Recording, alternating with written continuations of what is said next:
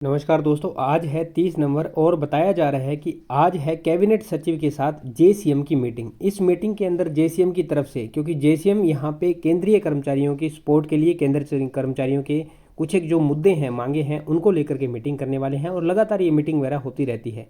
तो आज इस मीटिंग का क्या फैसला निकल के आएगा, इसके अंदर मेन जो मुद्दे रहने वाले हैं।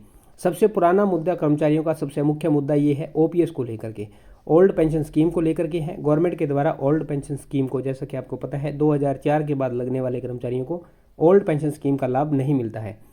उन कर्मचारियों को यहाँ पे दिया जाता है एनपीएस, न्यू पेंशन स्कीम, या national pension system, national pension scheme.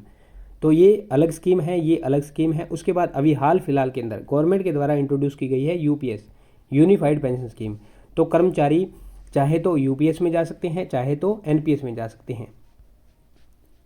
आप सभी वीडियो देखने वाले साथियों से अनुरोध है, कमेंट सेक्शन में कमेंट करके बताएं आप कौन सी पेंशन स्कीम को सपोर्ट करते हैं, कौन सी पेंशन स्कीम यहाँ पे आपको अच्छी लगती है। दूसरा यहाँ पे मुद्दा कई सारे हैं जो कि जेसीएम की तरफ से हैं, केंद्रीय कर्मचारियों की तरफ से हैं, लगातार उनके रिलेटेड मांग भी उठ रही है। दूसरा मुद्दा यहाँ पे 8th पे कमीशन को लेकर के है। दोस्तों, हर 10 साल के बाद केंद्रीय कर्मचारियों के लिए दिया जाता है गवर्नमेंट की तरफ से, केंद्र सरकार की तरफ से पे कमीशन। जिस पे कमीशन की सैलरी वर्तमान में केंद्रीय कर्मचारियों को दी जाती है, ये है 7वां पे कमीशन। ये कर्मचारियों को कब दिया गया? 2016 के अंदर कर्मचारियों को दिया गया और हर 10 साल बाद दिया जाता है। तो 10 साल यानी कि 2026 के अंदर केंद्रीय कर्मचारियों को क्या मिलेगा? 8th पे कमीशन यहाँ पे दिया जाना है। लेकिन जब ये 2016 के अंदर पे कमीशन दिया गया था तो इससे पहले एक कमेटी का गठन किया गया था, जो कि इस पे कमीशन के बनने से पहले 3 साल पहले 2013 के अंदर गठित हो गई थी, ऐसा बताया जाता है। और इस कमेटी ने निर्धारित किया था कि जो 7th पे कमीशन आएगा वो किस प्रकार आएगा। यानी कि 7th पे कमीशन जब आया और जो ये कमेटी गठन की गई थी, तो एक फिटमेंट फैक्टर बनाया गया। फिटमेंट फैक्टर आपका जो सैलरी होता है उसके अंदर बहुत बड़ा रोल प्ले करता है। फिटमेंट फैक्टर को लेकर के मैंने यहाँ पे वीडियो बनाई है। यहाँ पे मैंने 3 तरह के फिटमेंट फैक्टर उस वीडियो के अंदर दिखाए हैं। आप उस वीडियो को जा करके देख लेना, आपको अच्छे से समझ आ जाएगा। आपकी बेसिक के हिसाब से आप उसमें कैलकुलेट कर लेना कि यदि 8th पे कमीशन में इस तरह के फिटमेंट फैक्टर दिए जाते हैं तो आपकी सैलरी के अंदर कितना इजाफा होगा। अब बात कर लेते हैं फिटमेंट फैक्टर जो 2016 के अंदर कर्मचारियों को दिया गया था। ये था 2.57। 2016 से पहले कर्मचारियों की इनिशियल जो बेसिक थी, शुरुआत में जो लेवल 1 की आज हम काउंट करते हैं, जिसको हम 18,000 कहते हैं, ये उस दौरान थी 7,000 रुपये। 7,000 रुपये लेवल 1 की ये इनिशियल बेसिक थी। अब इस बेसिक के ऊपर 2016 के अंदर दिया जाता है 2.57 फिटमेंट फैक्टर। तो ये कितनी हो जाती है? Multiply by 7,000 is equal to कितनी? 18,000 रुपये। अब देखिए, ये डबल से भी ज़्यादा कर्मचारियों की हो चुकी है। यदि डबल हम करें तो कितनी हो जाती है? 14,000 रुपये। और यदि इसका 2.5 गुना किया जाए तो ये लगभग 17,500 के आसपास होती है। तो ये डबल 2.5 गुना से भी ऊपर चली गई, 18,000 रुपये हो चुकी है।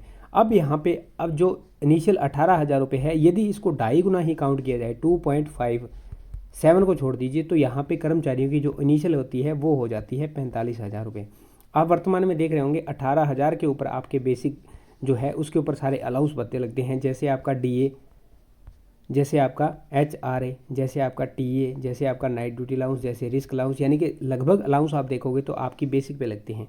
तो जब आपकी बेसिक 45,000 रुपये हो जाएगी तो सोचिए इसके ऊपर जो अलाउंस लगेंगे तब आपकी सैलरी यहाँ पे इनिशियल कितनी हो जाएगी। तो फिटमेंट फैक्टर एक बहुत बड़ी चीज़ है। अभी जितना यहाँ पे, क्योंकि 2026 में जैसा कि पे कमीशन देना है, तो अभी तक कमेटी का गठन नहीं किया गया है, ऐसी खबरें आ रही है, बताया जा रहा है। तो 2023 के अंदर कमेटी का गठन हो जाना था।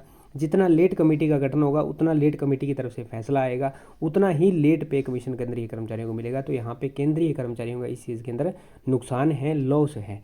तो फिटमेंट फैक्टर जितना जल्दी कर्मचारियों का निर्धारित हो जाएगा उतना ही बढ़िया और अच्छी केंद्रीय कर्मचारियों को सैलरी मिल जाएगी। उसके बाद राज्य सरकारें अपने तौर तरीके के हिसाब से उन फिटमेंट फैक्टर को, उन पे कमीशन को, उन पेंशन को लागू कर सकती है, चाहे तो उनकी मर्जी है। यदि वो न चाहें तो वो न लागू करें। और भी केंद्रीय कर्मचारियों को लेकर के कई सारे मुद्दे हैं, जैसे जनवरी के अंदर कितना महंगाई भत्ता रहना है। हालांकि इसकी अभी चर्चाएं नहीं होगी, क्योंकि जब दिसंबर के आंकड़े एआईसीपीआई के आएंगे तो बाद में इसकी चर्चाएं होगी। तो इसके ऊपर ज़्यादा चर्चाएं नहीं की जाती है।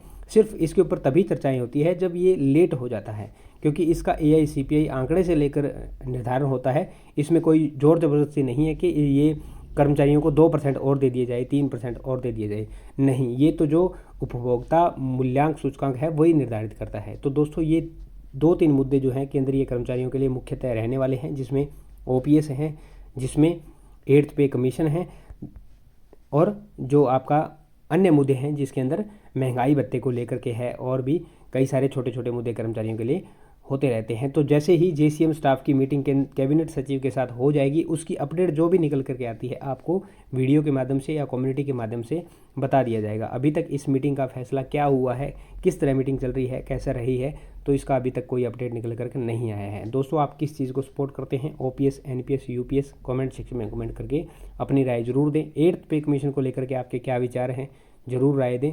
उम्मीद करता हूँ जानकारी समझ पाए होंगे।